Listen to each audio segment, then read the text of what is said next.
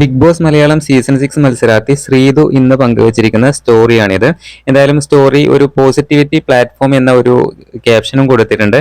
വരുന്ന 2025 ശ്രീതു പങ്കുവച്ചിരിക്കുന്ന അതിനോട് അനുബന്ധിച്ചിട്ടുള്ള ഒരു സ്റ്റോറിയാണ് പങ്കുവച്ചിരിക്കുന്നത്. സ്റ്റോറിയിൽ ഒരുപാട് കാര്യങ്ങൾ എഴുതിയിട്ടുണ്ട്.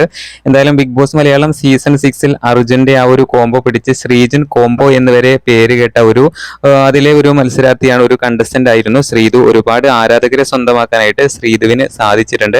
ടോപ്പ് 5 എത്താൻ സാധിച്ചിട്ടില്ല എങ്കിലും ഏകദേശം ഒരു 70 ദിവസത്തിൽ കൂടുതൽ 80 ദിവസത്തിൽ കൂടുതലോളം ശ്രീതുവിന് ബിഗ് ബോസ് മലയാളം സീസൺ 6 നിലനിൽക്കാൻ സാധിച്ചു. ശ്രീതുവിന്റെ ഇൻസ്റ്റഗ്രാം അക്കൗണ്ട് നോക്കുകയാണെങ്കിൽ 931K ഫോളോവേഴ്സ് ആണുള്ളത്.